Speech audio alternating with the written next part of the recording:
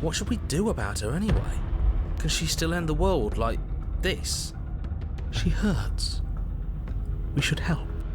Now, let's think for a second. Let's reevaluate. Should we help her? Well, I do feel bad looking at her. There's no way to get close without being in reach of those claws. We've come this far, but can we trust a creature that until a few short moments ago fully intended to eat us? What an excellent question with an equally excellent answer. No, you should not help her. She's clearly just waiting for you to drop your guard. And beyond that, you do well to remember that she poses a threat to reality itself.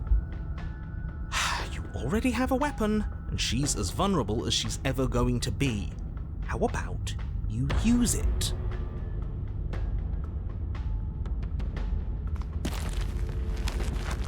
You turn back towards the exit, leaving her behind. The tense silence of the tunnel is suddenly interrupted by the panicked, guttural wails of a creature in distress. She has redoubled her struggle against the confines of the earth around her, the very walls shaking as she desperately thrashes against them. She is stuck here, right? Of course, it's too small for her to get up here. But is up here stable? I don't know. I didn't think about that when I started to plan all this.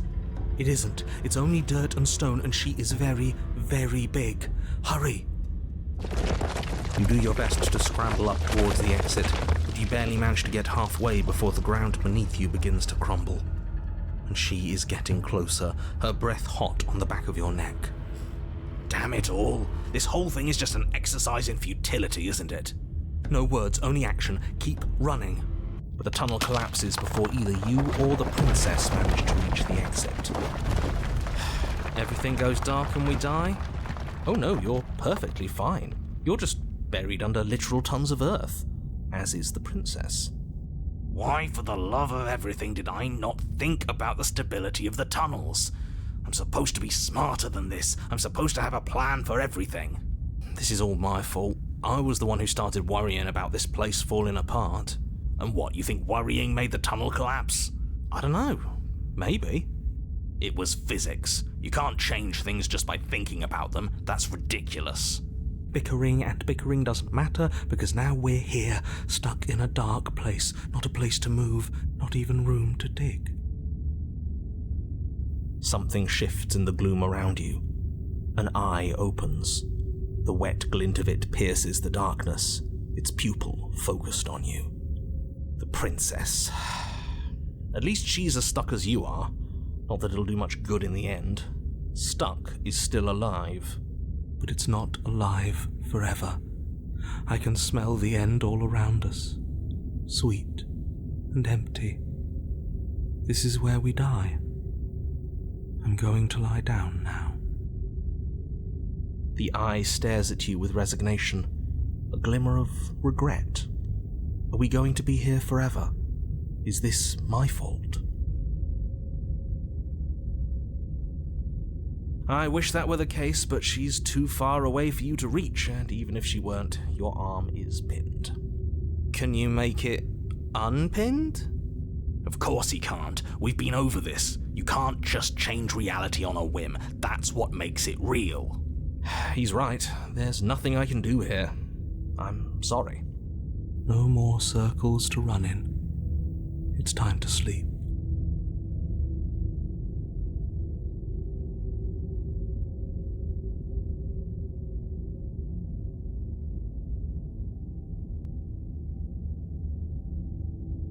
A tear clouds the eye.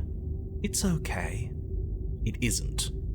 If this is the end, don't reconcile with this creature, revile her. This is her fault. She did this. We all know where this is going, so get on with it.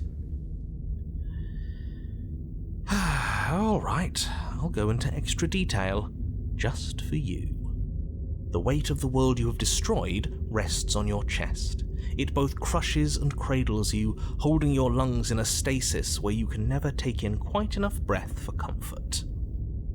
Your limbs ache, muscles screaming in their locked positions, one arm slowly growing numb as your blood struggles to reach it. There is dirt in your eyes. They fill with tears. Okay, I think that's enough. We get the picture. Skip to the everything goes dark part, please. No, not quite yet. I haven't even gotten to the starvation. Or the thirst.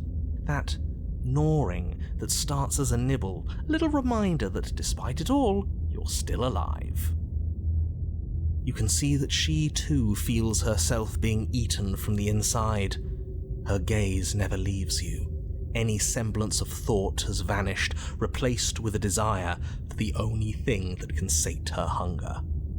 You can feel a strain as your parched mouth attempts and fails to water. But even with a dry tongue, your hunger is such that you can't help but think about what her flesh might taste like. Don't think I'll forget how much you're enjoying this, you sick bastard.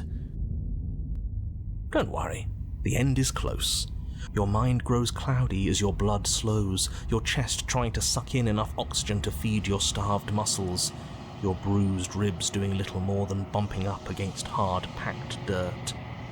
You aren't even sure you have limbs anymore, and whether the vacant ache where they once were is just the memory of limbs. Any second, you might breathe in one last, shallow earth. Well, are we almost done yet? He's gone. And we're somewhere new. Is this what happens when we really